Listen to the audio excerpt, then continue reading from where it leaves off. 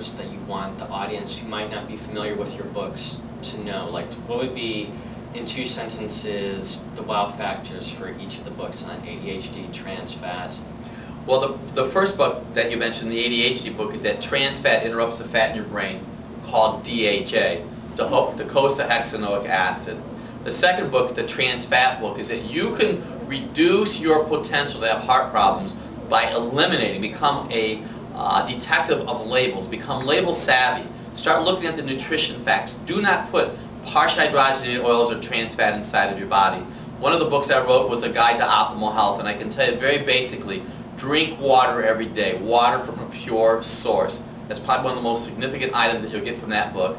I also have been fortunate to write a book on female hormones, and probably the single most important factor that I've learned in that arena is that most women in our society today have too much estrogen in their body. That's because they have a congested liver, which takes you back to Dr. Bob's ABCs, apple, beets, and carrots. We also have a book on sex and romance, and I know that this is a huge issue in our society today because we have a lot of sexual dysfunction that I've been fortunate to learn is directly related to diet and stress. I have a book on detoxification, which is focusing on cleaning up the liver, a book on longevity. The longevity book is really focusing once again on keeping that body clean. And the last book that we'll talk about at the present time is a book on weight loss. And weight loss is in epidemic proportions in our society today. High fructose corn syrup. Stay away from high fructose corn syrup. Exercise.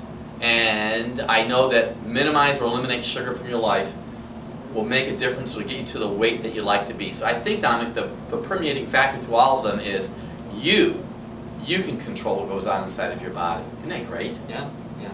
So as a marketer like myself, and the world of self-branding in the 21st century, self-branding is very important. And if you are a marketer in the wide world web, watching this wherever you might be, China, Japan, Zimbabwe, there is one book that I recommend, and that is called The Hero and the Outlaw, that has shaped my perspective on marketing and branding. And I know, Dr. Bob, you have at least skimmed it. No, I've read it more. And in the book, it talks about archetypes. Yes. And how some of the most powerful brands today, you know, sold themselves on the basis of an archetype. Yes. Okay. And so after reading that book, what archetypes do you think best exemplifies yourself? Well, Dominic, there's about 8 or 10 of them, and there's I'm a blend of 3. Okay. And one of my favorite characters that I oftentimes will start one of my speaking events with is Christopher Columbus, the ultimate of all explorers. And so I'm exploring the World Wide Web. I'm exploring new ideas and how to promote myself and market ideas to people about health. I think an explorer is one. The next is a hero. The world needs a hero right now, a bona fide hero that will empower people to make a difference. And that's where Dr. Bob comes in, because I have the answer to your healthcare dilemma. You might not know that yet, but if you were to just do a little Google on Dr. Bob DeMaria, it'll help you get more information about what I do. And finally, the sage. I like the sage because, you know, I'm not a metaphysical type of person, but I believe I have been around a long time. That's all relative compared to the century. But I have ideas, and I think that I have ideas that nobody's ever heard of before, and that's what a sage does. So you put that blend together. I'm a blend of those 3 people. And I think passion. I don't know if any of the archetypes had a passion, but you want to be passionately. Well, there's the lover. The lover. Brand. That's Yes. probably one of the reasons that book on sex and romance. Yeah. Hallelujah. Yes. Okay. So when you're not being a hero, saving the world with health, how do you like to spend your personal time? Well, one of the books that I was so fortunate to write is a book on sex and romance, and your mom, my wife Debbie, and I have been married since 1978, passionately married. I mean, we understand each other's roles, so I thoroughly enjoy spending time with my wife, Debbie. I enjoy traveling. We've been to almost all the major continents. It's always great to sip coffee either in Paris with my son, or sip coffee in Greece with my son, or Tokyo with my son, or London. So it just we enjoy drinking coffee on the road. Okay. And I also know that you like to exercise. I do. Yes. And I do like to exercise. We jog. You know, I've jogged everywhere in the world, Mm-hmm. except maybe Tokyo.